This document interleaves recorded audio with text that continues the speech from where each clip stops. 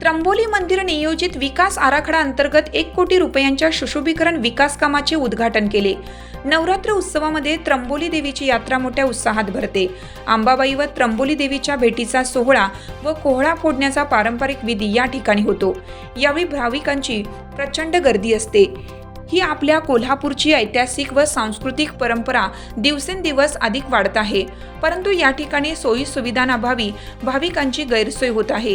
ही गैरसोय कमी करण्यासाठी राज्य सरकारच्या माध्यमातून कोट्यावधी रुपयांचा निधी मंजूर केला आहे। या पुढील काळातही कोल्हापुरातील देवस्थान व महानगर विकास कामांसाठी अधिक निधी मंजूर करून आणेन असा विश्वास यावेळी उपस्थितांना दिला। यावेळी माजी आमदार माननीय अमल महाडिक, माननीय सत्यजित नाना कदम, माननीय दीपक जाधव, माननीय विजय जाधव, माननीय नारायण बुदले, माननीय विजय सूर्यवंशी, माननीय संदीप देसाई, माननीय अविनाश कुंभार, रवींद्र मुतगी, माननीय श्रीकांत गुरव, माननीय शीतल तिरुके, माननीय शिवराज नाईकवाडी यांच्यासह नागरिक मोठ्या संख्येने उपस्थित होते। हिरकणी न्यूज करिता विजय शिंदे, उचगाव, कोल्हापूर।